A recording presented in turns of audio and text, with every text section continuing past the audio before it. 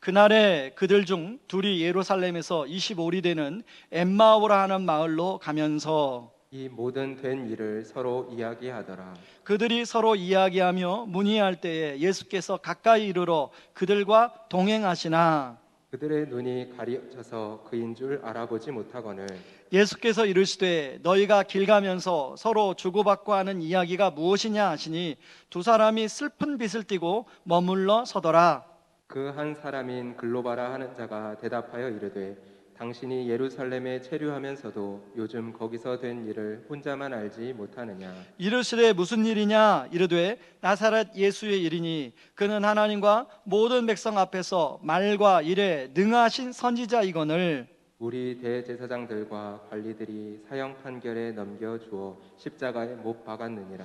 우리는 이 사람이 이스라엘을 속량할 자라고 바랐노라. 이뿐 아니라 이 일이 일어난 지가 사흘째요. 또한 우리 중에 어떤 여자들이 우리로 놀라게 하였으니 이는 그들이 새벽에 무덤에 갔다가 그의 시체는 보지 못하고 와서 그가 살아나셨다 하는 천사들의 나타남을 보았다 함이라. 또 우리와 함께한 자 중에 두어 사람이 무덤에 가 과연 여자들이 말한 바와 같음을 보았으나 예수는 보지 못하였느니라 하거늘 이르시되 미련하고 선지자들이 말한 모든 것을 마음에 더디 믿는 자들이여 그리스도가 이런 고난을 받고 자기의 영광에 들어가야 할 것이 아니냐 하시고 이에 모세와 모든 선지자의 글로 시작하여 모든 성경에 쓴 바 자기에 관한 것을 자세히 설명하시니라. 그들이 가는 마을에 가까이 가매 예수는 더 가려 하는 것 같이 하시니 그들이 강권하여 이르되 우리와 함께 유하시나이다. 때가 저물어 가고 날이 이미 기울었나이다 하니 이에 그들과 함께 유하러 들어가시니라. 그들과 함께 음식 잡수실 때 떡을 가지사 축사하시고 떼어 그들에게 주시니 그들의 눈이 밝아져 그인 줄 알아보더니 예수는 그들에게 보이지 아니하시는지라. 그들이 서로 말하되 길에서 우리에게 말씀하시고 우리에게 성경을 풀어 주실 때 우리 속에서 마음이 뜨겁지 아니하더냐 하고 곧 그때로 일어나 예루살렘에 돌아가 보니 11 제자 및 그들과 함께한 자들이 모여 있어 말하기를 주께서 과연 살아나시고 시몬에게 보이셨다 하는지라. 함께 읽습니다. 두 사람도 길에서 된 일과 예수께서 떡을 떼심으로 자기들에게 알려주신 것을 말하더라. 아멘. 이 세상에는 우리를 놀라게 하는 이야기가 참 많습니다. 특히 유튜브에 보면 역경을 딛고 일어난 사람들의 그런 스토리가 나오죠. 그러나 그런 사람들의 이야기와 정말로 나와 아무런 연관이 없거나 상관이 없으면 그건 의미가 없습니다. 이런 측면에서 저는 가장 놀라울 만한 이야기, 그게 바로 부활에 대한 이야기가 아닌가 생각합니다. 여러분, 아무리 예수님의 부활이 놀라운 사건이지만 그것이 저와 여러분과 상관이 없는 이야기라면 그 무슨 의미가 있겠습니까? 혹시 부활이 그냥 하나의 객관적인 사실, 하나의 정보로만 그렇게 인식되어진다면 우리 삶에는 아무런 변화가 일어나지 않습니다. 우리는 오늘 부활절 예배를 드리고 또 작년에도 똑같이 부활절 예배를 드렸고 재작년에도 부활절 예배를 드렸습니다. 그런데 그 부활절 예배가 과연 여러분의 삶과 정말로 상관이 있고 연관이 있습니까? 부활이 나의 사건으로, 나의 삶의 사건으로 다가오십니까? 아니면 부활이 그냥 하나의 정보, 하나의 사실, 하나의 성경 속의 이야기로 가둬져 있으십니까? 우리가 읽은 성경 본문에는 예수님의 부활이 그냥 하나의 소식으로 들린 사람들의 이야기가 나옵니다. 여러분, 누가복음 24장 13절 세 번역 성경으로 우리 같이 한번 읽어보시죠. 같이 읽습니다. 마침 그날에 그들 가운데 두 사람이 예루살렘에서 한 30리 떨어져 있는 엠마우 마을로 가고 있었다. 여러분, 그날이 언제입니까? 바로 예수님이 부활한 날이에요. 30리 정도는 예루살렘에서 한 11km 정도 떨어져 있는 곳이죠. 이들은 예수님이 12제자 중에 사람은 아니고요, 아마 70명의 제자들 중에 두 사람이었던 것 같아요. 자, 이들이 지금 엠마오로 가는 가운데 무슨 얘기를 하냐면 예수님이 십자가에 못 박히셔서 부활하셨대, 이야기를 서로 둘이 하고 있어요. 18절에 보면 두 사람 중에 한 사람 이름이 나오는데 글로바라는 사람이 이제 예수님이라는 사람, 예수님이 전혀 모르는 사람이 자기 옆에 와서 이렇게 걸어가니까 마치 그 사람이 그 예수님에게 굉장히 신기한 이야기인 것처럼 하고 있습니다. 여러분 18절 말씀 보세요. 18절 말씀 보면 그 한 사람인 글로바라는 자가 대답하여 이르되 당신이 예루살렘에 체류하면서도 요즘 거기서 된 일을 혼자만 알지 못하느냐? 이거 다 아는데 왜 당신 모르느냐? 굉장히 신기한 것처럼 이야기하죠. 근데 결정적으로는 그냥 예수님의 부활이 객관적인 이야기지 자기의 부활이 아니에요. 예수님의 부활이 자기 삶의 사건으로 믿어지지가 않는 거예요. 자, 그 결과 여러분 제자들의 이 두 제자들의 내면의 상태가 어떻습니까? 17절 한번 보세요. 17절. 슬픈 빛을 띠고 머물러 서더라. 여러분 이 슬픈 빛을 띠고 라는 말은 스쿼드로포스라는 말로 슬픔, 우울, 근심이라는 뜻을 가지고 있습니다. 여러분 사람의 마음은요, 그 사람의 얼굴 표정, 그 사람의 눈빛을 보면 어느 정도는 알 수 있어요. 그 사람의 눈빛과 얼굴 표정이 뭔가 근심이 있고 뭔가 슬퍼하면 아, 이분에게 지금 뭔가 굉장히 마음이 힘든 일이 있구나, 우리가 짐작해 볼 수 있는 것처럼 지금 이 두 사람의 마음이 그래요. 그런데 문제는 왜 이 두 사람이 슬퍼하며 엠마오로 가고 있느냐 하는 것이죠. 여러분 21절에 그 이유가 나와요. 21절 말씀 제가 읽겠습니다. 우리는 그분이야말로 이스라엘을 구원하실 분이라는 것을 알고서 그분에게 소망을 걸었습니다. 자, 이게 무슨 말이냐면 예수님이 이스라엘을 로마로부터 구원할 정치적 지도자라고 믿고 확신하고 3년 동안 딸고 자기의 인생 모든 걸 걸었어요. 그런데 그 예수님이 십자가에 못 박혀 죽었습니다. 자기들이 생각했던 예수님이 자기들을 로마로부터 구원할 정치적 지도자가 아니라는 것이 증명됐어요. 그동안에는 분명한 목적의식, 삶의 목적의식이 있었습니다. 목표가 있었어요. 아, 이 목적을 위해서, 이 목표를 위해서 내 젊음의 인생 여기에 드리면 그래도 의미가 있지 라고 살아왔어요. 그런데 그것이 사라진 거예요. 여러분 사람은요, 어떤 것을 간절히 바라고 소망하고 원하는 것을 누구에게나 있습니다. 그런데 그것이 뜻대로 될 때는 굉장히 기쁘지만 그것이 뜻대로 되지 않을 때는 굉장히 오늘 본문의 이 두 사람처럼 낙심과 좌절과 슬픔, 때로는 화까지 나요. 와, 그동안 내 인생 이렇게 바쳤는데 뭐야 이거? 자, 그러면 왜 하필 엠마오냐? 여러분 엠마오라는 뜻은 따뜻한 샘이라는 뜻을 가지고 있는데요, 실제로 여기에 온천이 났는지 안 났는지 모르겠지만 만약 온천이 났다면 아, 그래 우리 다 있고 그냥 저 온천에 가서 물에 좀 몸이나 담그자, 아마 그러고 갔을지도 몰라요. 그러니까 이 엠마오라는 것은 지금 방향을 잃어버린, 삶의 방향과 의미를 잃어버려서 어디론가 정처 없이 가는 곳, 이게 엠마오예요. 여러분 혹시 여러분의 삶 가운데 뭔가 간절히 바라고 소망하고 원하는 것이 뜻대로 되지 않아서 지금 인생의 방향과 삶의 의미를 잃어버리고 엠마오로 지금 무작정 어딘가로 가고 있는 그런 분이 계실지 모르겠어요.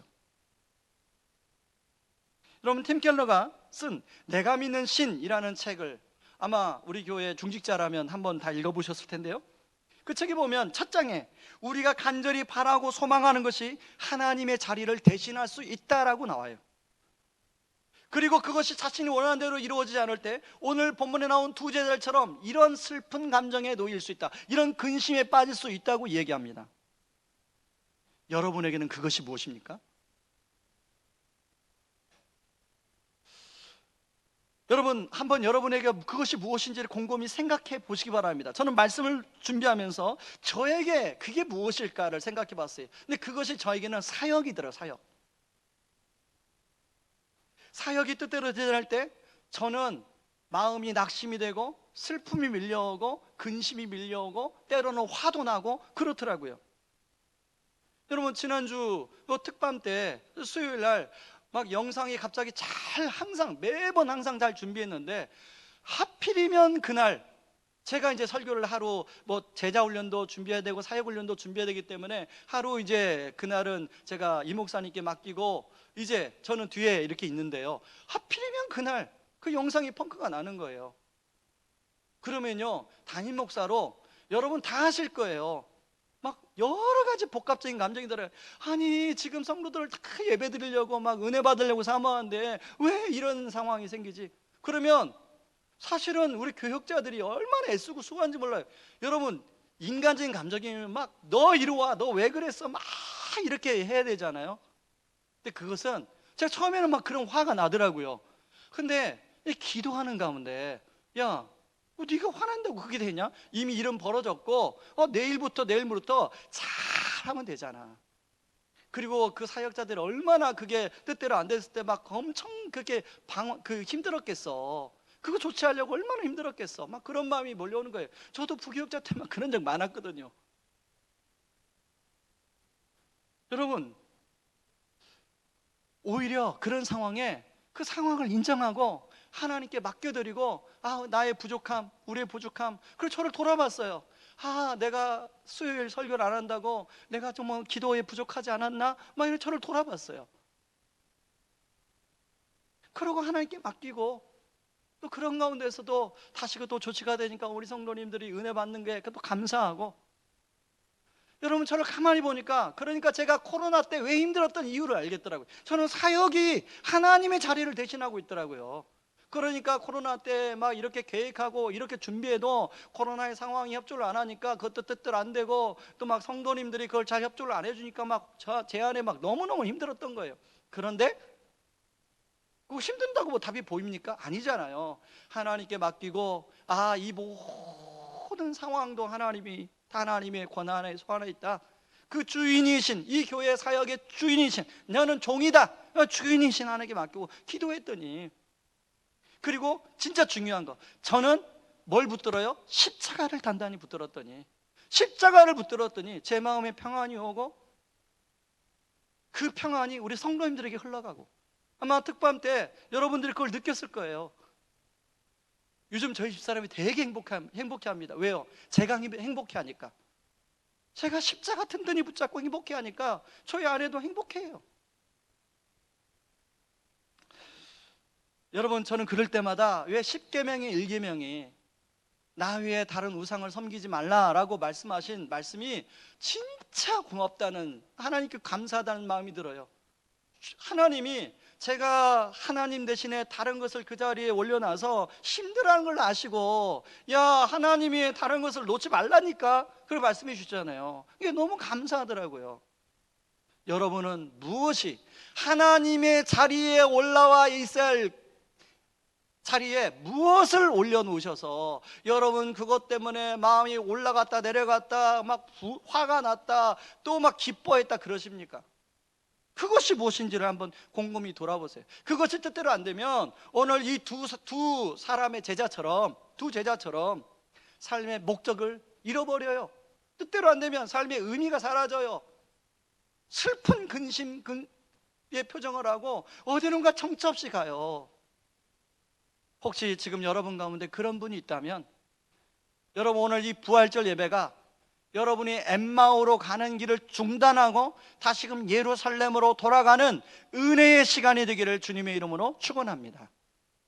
그런가 하면요, 참 감사한 게 이런 제자들을 찾아오시는 예수님. 우리 일부 예배 때도 부탁을 했는데요, 파란 글씨는 자막으로 좀 띄워주실래요? 왜냐하면 우리 설교를 적으시는 분이 있기 때문에 이러한 제자들을 찾아오시는 예수님, 그거 띄워주세요. 감사합니다. 자, 여러분 감사한 것은요, 이런 예수님이 이런 제자들을, 지금 이렇게 헤매는 제자들을 찾아와 주신다는 거예요. 이 15절 말씀 한번 보세요. 15절 함께 읽습니다. 이들이 이야기를 나누며 토론하고 있을 때 예수님께서 그들에게 다가오셔서 함께 걸으셨습니다. 저는 이 부분이 너무 은혜로 다가왔어요. 여러분 지금 이 사람들이 12제자명의 주류가 아니잖아요. 제자들의 주류가 아니에요. 제자들의 주류, 비주로 따지면 이 사람들은 비주류에 속하는 사람이에요. 주변인들이에요. 그런데 여러분 예수님이 그들의 슬픈 마음을 아시고 그들에게 친히 찾아가, 그것도 부활해서 두 번째로 찾아가 그들을 만나주고 있더라는 거예요. 자, 그런데요, 이렇게 제자들이 지금 예수님이 찾아갔는데 16절 보세요.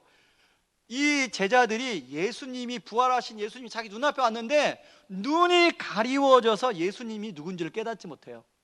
16절, 그들이 눈이 가리워져서 그인 줄 알아보지 못하거늘. 여러분, 이 가리워지다라는 말은요, 크라테오란 말로 강하게 붙잡히다, 어떤 것에 지배를 받다라는 뜻을 갖고 있어요. 그러니까 다시 말해서 여러분, 우리 눈이 뭔가가 앞에 가리면 눈이 안 보입니다. 그러니까 자기 생각으로 뭔가 딱 가로막혀 있으니까 부활하신 예수님이 안 보이는 거예요. 지금 여러분은 무엇이 여러분을 가로막고 있습니까? 혹시 여러분 지금 뭔가 회사에서 굉장히 신경 쓰는 어떤 일입니까? 아니면 여러분 가정에 어떤 정말로 해결해야 될 어떤 문제입니까? 그것이 딱 가로막혀 있으면, 아니면 아까 이 제자들처럼 내가 간절히 바라고 원하는 내 생각이 오라, 이것입니까? 그게 딱 가로막고 있으면 부활하신 주님이 안 보이는 거예요. 자, 그런데요, 이런 눈이 가리워져 깨닫지 못하는 제자들을 예수님은 참고 기다려주세요. 여러분, 오늘 이제 이 사람을 만나니까 글로바라는 사람이 예수님에게 뭐라냐면 자신들이 들은 것을 예수님에게 말하기 시작해요. 18절에서 24절에 걸쳐서 말을 합니다. 총 7절이에요. 저는요, 이 상황을 한번 생각해 보면서, 내가 예수님이었다면, 야, 내가 예수님이거든? 그리고 군밤을 한 대 딱 때렸을 것 같아요.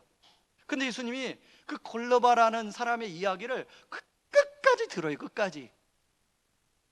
성경 잘 보세요. 끝까지 들어요. 오늘 성경 본문이 7절이나 차지하는 본문이 굉장히 긴데요, 이걸 할애하고 있어요. 누가가 바로 이 기다려주시는 예수님의 마음을 알았던 것 같아요. 그걸 기록하고 있어요. 여러분, 그거 아십니까? 예수님은 저와 여러분을 위해서도 기다려주세요. 깨달을 때까지 기다려주세요. 여러분, 우리가 주님을 믿는다고 하면서 종종 때로는 다른 것으로 눈이 가리워져 하나님의 뜻을 모르고 시험 들 때가 얼마나 많이 있습니까? 헤맬 때가 얼마나 많이 있어요.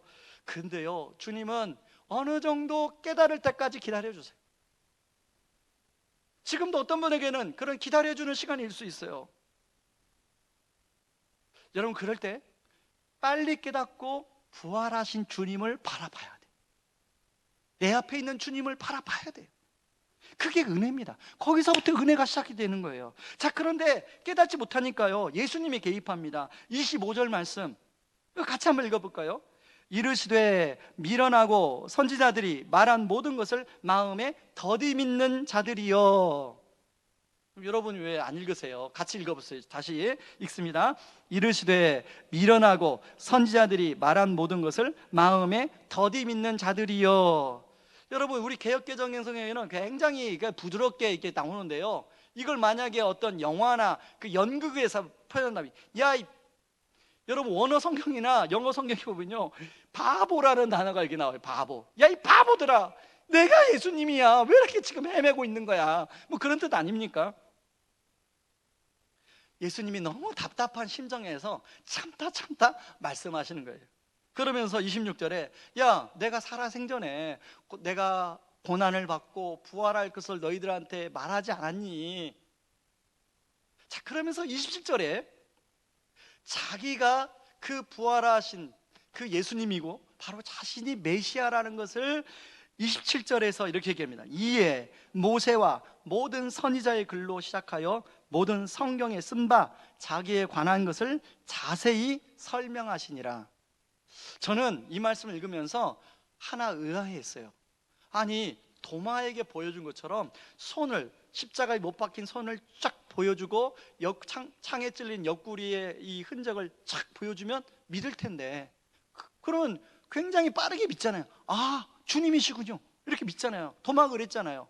그런데 왜 그렇게 하지 않고 여기 구약에 있는 모세오경부터 선지자의 말씀을 다 찾아가지고 일일이 다 설명, 시간도 많이 걸렸을 텐데 왜 그러셨을까?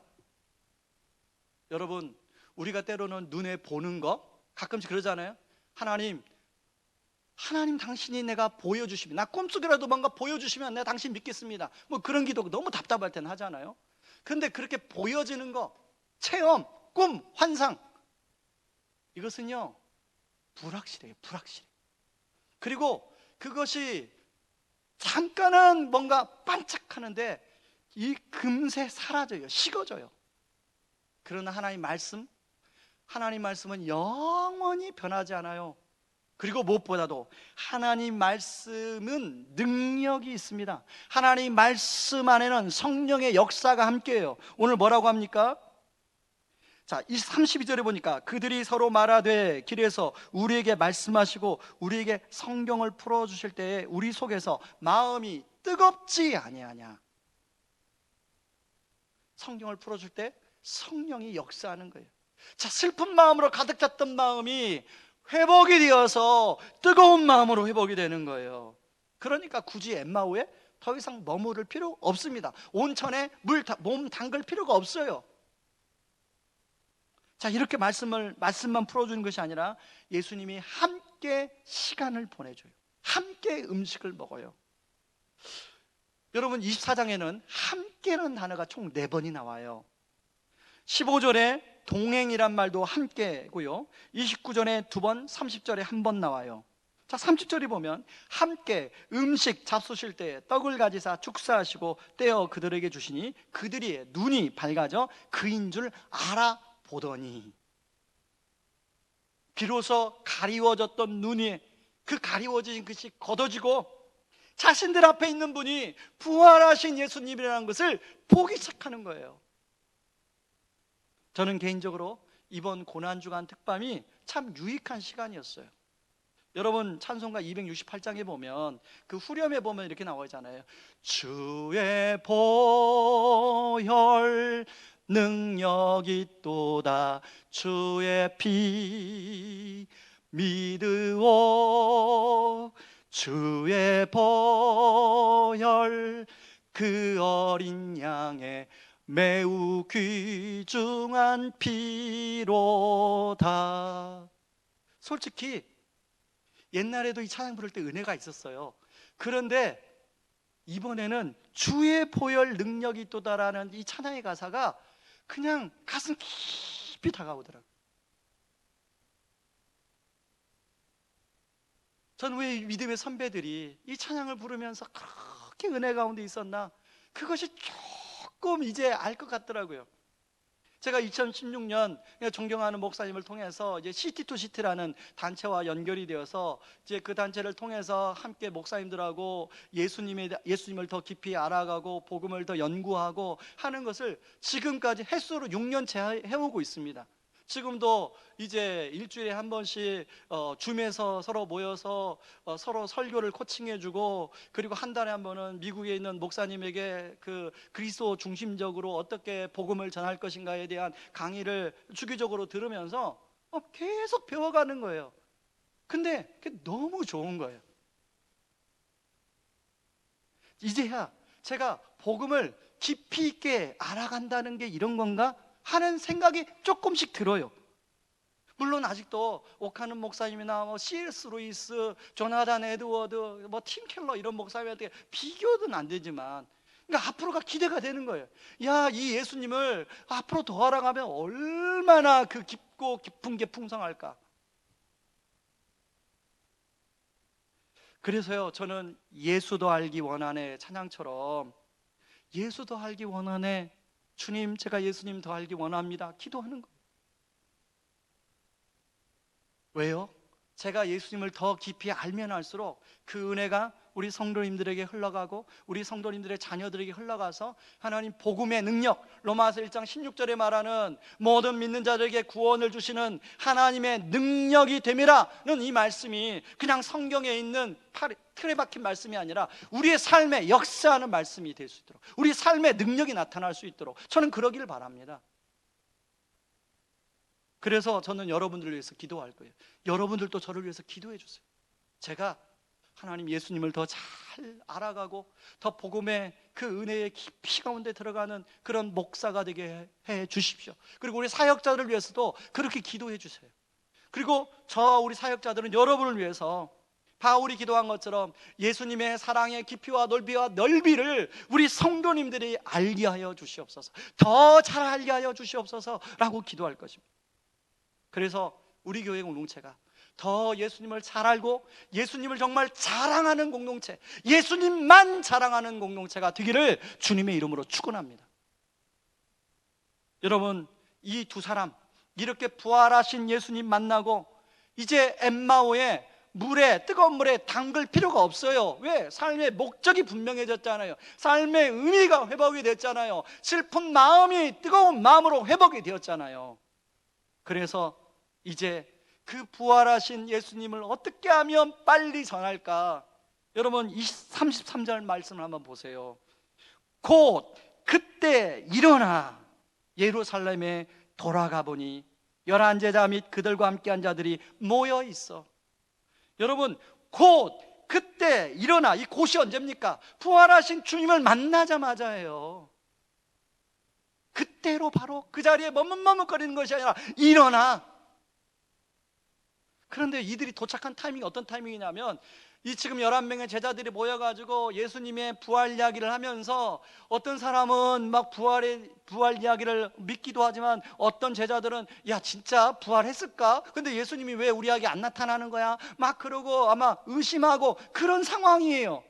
그런데 이 두 사람이 그 타이밍에 가서 뭐라고 얘기해요? 35절, 두 사람도 길에서 된 일과 예수께서 떡을 떼심으로 자기들에게 알려주신 것을 말하더라. 여러분, 타이밍이 너무 절묘하지 않습니까? 저는 이 타이밍을 이 두 사람이 맞춘 게 아니라요, 성령께서 이 타이밍을 맞추신 거라고 생각해요. 저는 이거 활용정점 아닙니까? 저는 오늘 설교의 제목을 슬픔이 변하여 춤이 되게 하시고 라는 제목으로 정했어요.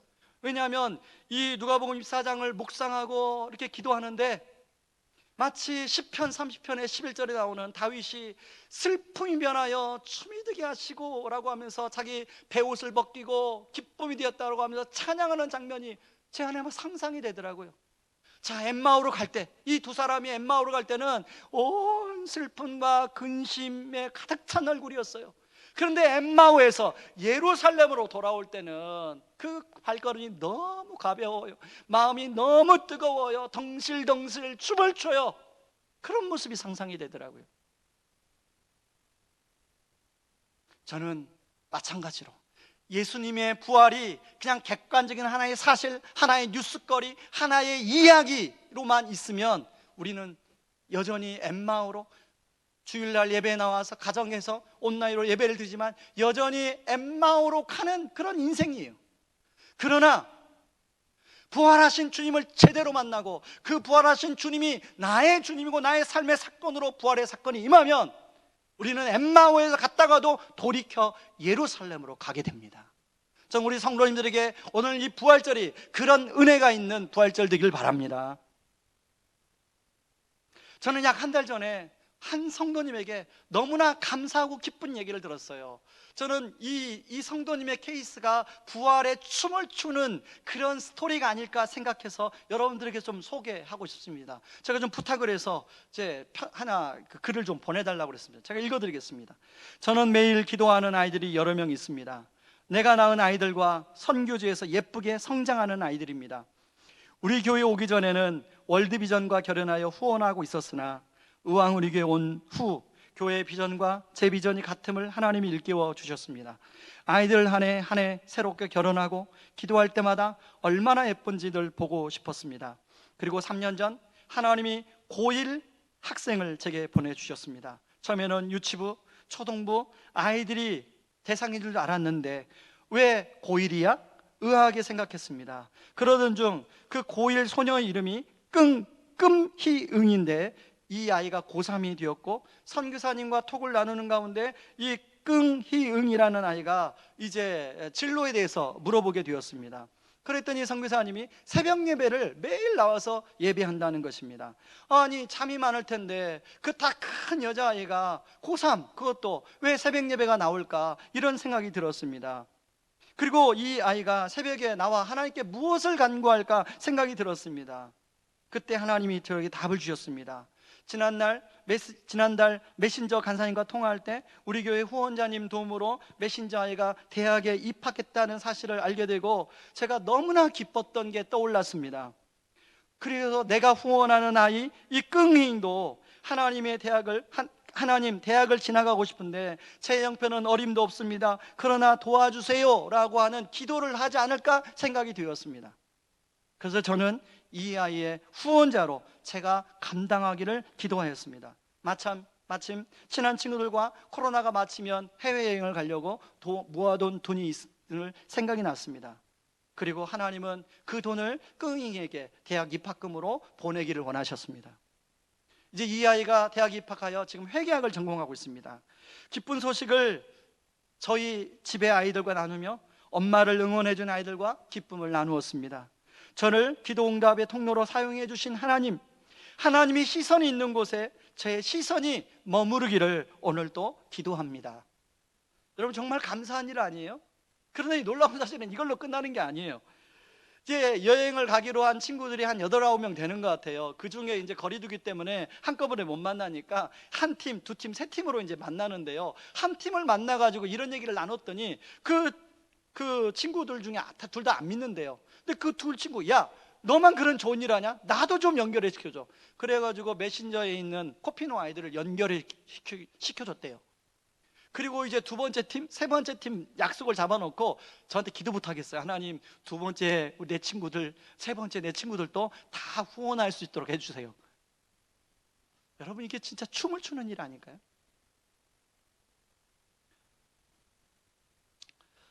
여러분, 저는 말씀을 준비하는 가운데 오래전에 제가 20대 초반에 불렀던 찬양 한 곡이 떠올랐습니다. 여러분, 주보에 보시면 간지에 넣어드렸습니다. 엠마오의 두 제자. 저는 20대 초반에 이 찬양 불러보고 정말 오랜만에 이 찬양을 불러보는 것 같아요. 제가 중간에 불러본 기억이 없어요. 그런데요, 이 찬양의 가사를 보면서 마치 20대 초반에 저의 모습이 그대로 비춰지는 거예요. 그리고 지금의 저의 모습이 그대로 투영이 되는 거예요. 우리 이 찬양 같이 한번 부르볼까요? 엠마오 마을로 가는 두 제자. 우리 찬양팀 나와서 함께 찬양해 주시기 바랍니다.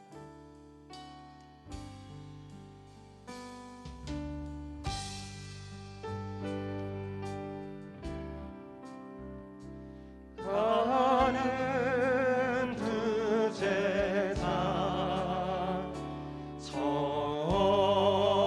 절망과 공포에 잠겨 있을 때 주 예수 그들에게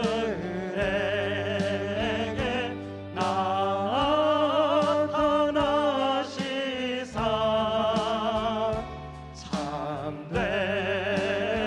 참되신 소망을 보여주셨네.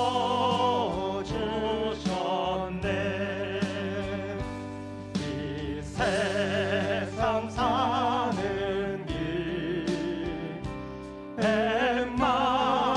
엠마오의 길 끝없는 근심이 앞길 막으나 주 예수 우리에게 나타나시사 새 소망 주심을 믿사옵니다. 여러분, 일부 예배 때 이 찬양을 부르는데요, 훌컥하는 거예요. 제가 군대 다녀와서 공강 시간, 복학해서 공강 시간이면 서클 동아리에 가서 하나님, 내 앞이 내 인생의 답이 안 보여요. 길이 안 보여요. 하나님, 앞으로 이제 졸업할 날 얼마 안 남았는데 하나님, 제 인생을 어떻게 살면 좋겠습니까? 우리 가정의 문제가 너무 복잡하고 너무나 무거운데 이건 또 어떻게 해결하기를 원하십니까? 그러고 동아리, 그 당시는 동아리 방이 아니에요. 저 멀리 캠퍼스 저 끝쪽에 그 버스, 폐차된 버스가 동아리 방이었어요. 가면 아무도 없어요. 갈 때 오직 그 평야지대라 막 바람이 얼마나 세게 부는지 몰라요. 큰데 혼자 가서, 그 당시 뭐 제가 음악성이 별로 없잖아요. 막 음도 틀리고 그러면서 아무도 안 보는데 어떡해요. 그냥 이 찬양이 불렀던 게 생각이 나는 거예요. 그때는요 1절이 제 딱 상황이었습니다. 절망과 공포에 잠겨 있을 때, 끝없는 근심이 앞길 막을 때, 끝없는 생각하면, 제 미래를 생각하면 근심밖에 없어요. 어디에도 길이 안 보여요. 그런데 그때 제가 기도했어요. 주 예수, 이 두 사람에게 나타난 것처럼 하나님 저희 인생에도 나타나 주시옵소서. 하나님 저희 인생에도 나타나 주시옵소서. 그러고 나서 지금 30년이 흘렀어요.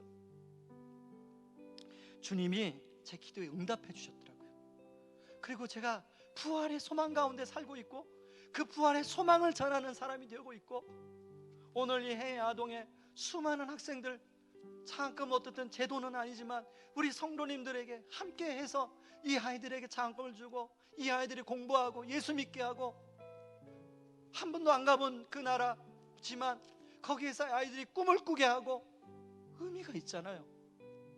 여러분 이 일에 함께 동참하지 않겠습니까? 그러려면 그 부활의 주님, 내 눈에 가려운 것이 걷어져야 돼요. 여러분의 눈에 가려운 것이 걷어져야 돼요. 하나님 대신에 여러분을 자리 잡고 있는 그것이 걷어져야 돼요. 그리고 부활하신 주님이 보여야 됩니다. 그 부활하신 주님이 여러분의 주님이 되으셔야 돼요. 그러면 저와 여러분에게 그 주님은 부활의 소망이 되어주신 줄 믿습니다. 그리고 그런 저와 여러분을 통하여 하나님은 끊임없이 일하실 줄 믿습니다. 이런 마음으로, 이런 기도하는 마음으로 이 찬양 다시 한번 합니다. 엠마오 마을로 같이 찬양합니다. 엠마오 마을로 가는 두 제자, 절망과 공포에 잠겨 있을 때 주 예수 그들에게 나타나시사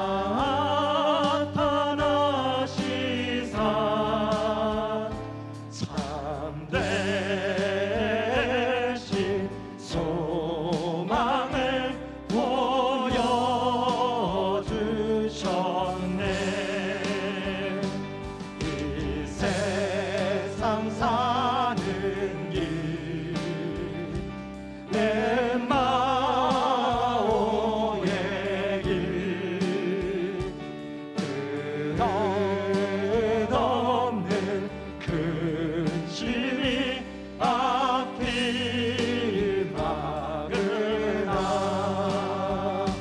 주 예수 우리에게 나타나시사 새 소망 주심을 믿사옵니다. 여러분 이 시간 우리가 한번 같이 기도합시다. 주님만이 줄 수 있는 평안과 안식의 기쁨을 하나님, 다른 것에서 찾으려 했던 것을 용서하여 주시고 저의 눈에 가려운 것을 거두어 주셔서 온전한 부활하신 주님을 보게 하여 주시옵소서.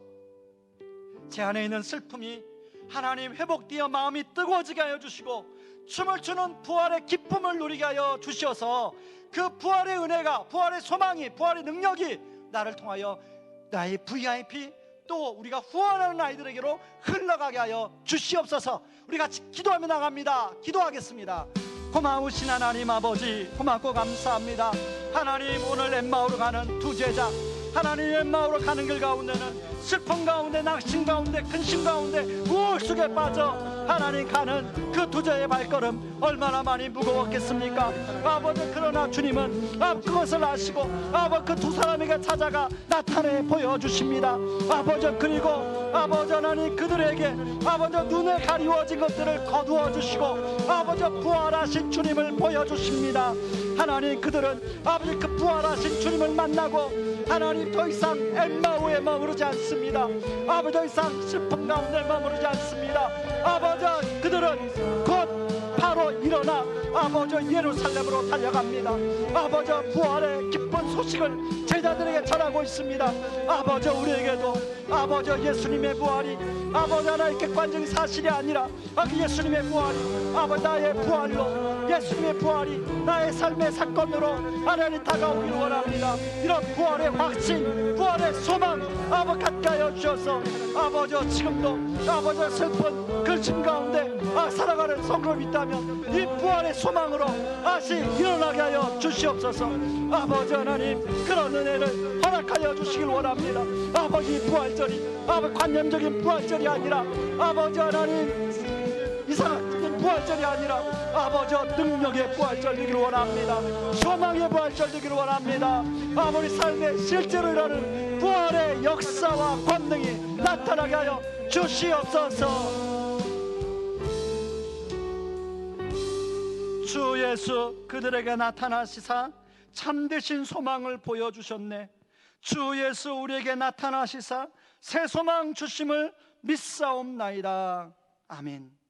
지금은 우리를 죄에서 구원하시기 위해 자신을 친히 십자가에 내어주신 그 크신 우리 주 그리스도의 은혜와 아들을 내어주면서까지 우리를 사랑하신 하나님의 다함없는 사랑하심과 지금도 우리를 위하여 친히 기도해 주시고 동행하여 주시는 성령님의 은혜가 부활하신 주님으로 인하여 슬픔이 변하여 춤이 되게 하여 주시고 부활의 기쁨과 은혜를 기쁘게 흘려보내기를 원하는 모든 성도님들 위해 이제로부터 영원까지 항상 함께하기를 주의 이름으로 축원하옵나이다. 아멘.